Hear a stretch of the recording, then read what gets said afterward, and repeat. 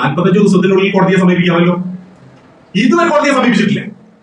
അപ്പൊ മാധ്യമങ്ങൾക്ക് മുമ്പിലും ചാനൽ ചർച്ചയിലും സുനിൽകുമാർ പറഞ്ഞത് ഹൈക്കോടതിയെ സമീപിച്ചു എന്നാണ്, ഹൈക്കോടതിയിൽ കേസ് കൊടുത്തിട്ടുണ്ട് എന്നാണ്. പച്ചക്കള്ളമാണ് സുനിൽകുമാർ പറയുന്നത്. ഹൈക്കോടതിയിൽ കേസ് കൊടുത്തിട്ടുള്ളത് സുരേഷ് ഗോപി തെരഞ്ഞെടുപ്പിൽ മതചിഹ്നം ഉപയോഗിച്ചു, അതുകൊണ്ട് അദ്ദേഹത്തിന്റെ തെരഞ്ഞെടുപ്പ് റദ്ദാക്കണം എന്നാണ് അദ്ദേഹത്തിന്റെ പരാതി. അല്ലെങ്കിൽ അദ്ദേഹം പരാതി പുറത്തുവിടട്ടെ. അദ്ദേഹം അതിന് തയ്യാറല്ലെങ്കിൽ അത് ഞങ്ങളും കക്ഷിയാണ്, ഞങ്ങൾ പുറത്തുവിടാം. അതല്ലാതെ വോട്ടർ പട്ടികയിൽ ക്രമക്കേട് കാണിച്ചു എന്നോ കള്ള വോട്ട് ചെയ്തു എന്നോ അതുകൊണ്ട് ബിജെപിയുടെ വിജയം തടയണമെന്നോ ഹൈക്കോടതിയിലെ ഹർജിയിൽ ഇതുവരെ പറഞ്ഞിട്ടില്ല. അപ്പൊ സത്യം ഇതാണെന്നിരിക്കെ പച്ചക്കള്ളമാണ് സുനിൽകുമാർ വിളിച്ചു പറഞ്ഞുകൊണ്ടിരിക്കുന്നത്. ഇനി എത്രയോ തവണ തെരഞ്ഞെടുപ്പ് കമ്മീഷൻ പറഞ്ഞു, നിങ്ങളുടെ പരാതിയിൽ നിങ്ങൾക്ക് വിശ്വാസമുണ്ടെങ്കിൽ ഡിക്ലറേഷൻ കൊടുക്കണം, അഫിഡവിറ്റ് കൊടുക്കണം. ഇനി 45 ദിവസത്തെ ഒന്നും പ്രശ്നമില്ല, ഞങ്ങൾ അന്വേഷിക്കാം. നിങ്ങൾ ഡിക്ലറേഷൻ തന്നാൽ ഞങ്ങൾ അന്വേഷിക്കാം. എന്താണ് സുനിൽകുമാറോ പ്രതാപനോ മുരളീധരനോ ഡിക്ലറേഷൻ കൊടുക്കാറ്? അവരുടെ പരാതിയിൽ അവർക്ക് വിശ്വാസമുണ്ടെങ്കിൽ, അവരുടെ കയ്യിൽ തെളിവുണ്ടെങ്കിൽ എന്തിനവർ തെരഞ്ഞെടുപ്പ് കമ്മീഷനെ ഭയപ്പെടുന്നു? എന്തിനവർ കോടതിയെ ഭയപ്പെടുന്നു?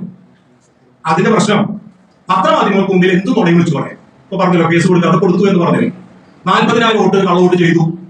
ഇതങ്ങോട്ട് പറഞ്ഞു പോകാം, ആടെ ഇടിച്ചു പോകുന്ന പോലെ അങ്ങോട്ട് പറഞ്ഞങ്ങോട്ട് പോകാം. കോടതിയിൽ അത് പറ്റില്ല. 40,000 കള്ളവോട്ട് ചെയ്തു എന്ന് ഹർജി കൊടുത്താൽ ഏതാണ് 40,000 വോട്ട്?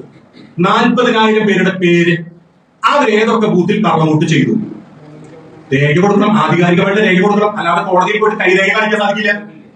വെറുതെ ഒരു ഫിഗറായിട്ട് വിളിച്ചു പറയാണ്. ഇപ്പൊ 10,000 നിന്ന് തുടങ്ങി, ആദ്യം 11 നിന്ന് തുടങ്ങി, ഇപ്പൊ 40,000, ചിലർ 75,000, 76,000 വരെ എത്തിയിട്ടുണ്ട്.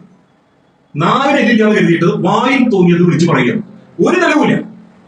തെരഞ്ഞെടുപ്പ് കമ്മീഷൻ മുമ്പിൽ എന്താ പരാതി കൊടുക്കാത്തത്, എന്താ അഫിഡവിറ്റ് കൊടുക്കാത്തത്, എന്താ ഡിക്ലറേഷൻ കൊടുക്കാത്തത്? ഇവിടെ പ്രിസൈഡിംഗ് ഓഫീസർക്ക് പരാതി കൊടുത്തതിനെ കുറിച്ചല്ല വീഴണം.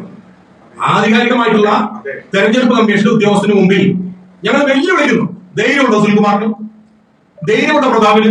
ധൈര്യമുണ്ടോ മുരളീധരന് ഡിക്ലറേഷൻ കൊടുക്കാൻ? കയ്യിൽ തെളിവുണ്ടെങ്കിൽ ഡിക്ലറേഷൻ കൊടുക്കാൻ. കൊടുത്തു കഴിഞ്ഞാൽ, കള്ള പരാതി ഉന്നയിച്ചു കഴിഞ്ഞാൽ, അത് തെളിയിക്കാൻ സാധിച്ചില്ല, ഉന്നയിച്ച കാര്യം തെറ്റാണെന്ന് തെളിഞ്ഞാൽ അവർക്ക് തെരഞ്ഞെടുപ്പിൽ മത്സരിക്കാൻ പറ്റില്ല, അയോഗ്യരാവും. അതാണ് പ്രശ്നം. അപ്പൊ കള്ളത്തരം പത്രമാധ്യമങ്ങൾക്ക് മുമ്പിൽ പറയാം, സോഷ്യൽ മീഡിയയിൽ പ്രചരിപ്പിക്കാം, പക്ഷെ അത് കോടതിയിൽ പറയാൻ പറ്റില്ല, അത് തെരഞ്ഞെടുപ്പ് കമ്മീഷന് മുമ്പിൽ പറയാൻ പറ്റില്ല.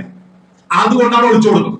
അതുകൊണ്ടാണ് ഞങ്ങൾ വീണ്ടും വെല്ലുവിളിക്കുന്നത്. നിങ്ങളുടെ കയ്യിൽ തെളിവുണ്ടെങ്കിൽ നിങ്ങൾ ഈ ജനവിധിയെ പരിഹസിക്കുക. തൃശ്ശൂരിലെ വോട്ടർമാരെ നിങ്ങൾ മന്ദബുദ്ധികളാക്കില്ല ചെയ്യണം. നല്ല പ്രബുദ്ധരായിട്ടുള്ള വോട്ടർമാരാണ് തൃശ്ശൂരിലെ വോട്ടർമാർ. അതുകൊണ്ടാണ് നിങ്ങളെക്കുള്ള കള്ള നാണയങ്ങളെ ചവറ്റുകൊട്ടയിലേക്ക് എറിഞ്ഞത് തൃശ്ശൂരിലെ വോട്ടർമാർ. ആ പ്രബുദ്ധരായിട്ടുള്ള വോട്ടർമാരെ നിങ്ങൾ അപമാനിക്കല്ല വേണം. ഞങ്ങൾ കൃത്യമായിട്ട് ചോദിക്കും, നിങ്ങൾ ഒരൊറ്റ ബൂത്തിന്റെ കാര്യമില്ല പറഞ്ഞു. ഞങ്ങൾ ചോദിക്കുന്നു തിരിച്ച് 7 നിയോജക മണ്ഡലങ്ങളുണ്ട് തൃശ്ശൂർ ലോക്സഭയിൽ. അതിൽ 6 സ്ഥലത്തും 10,000-ലധികം വോട്ടിൽ ലീഡ് ചെയ്ത് ഭാരതീയ ജനതാ പാർട്ടിയാണ്.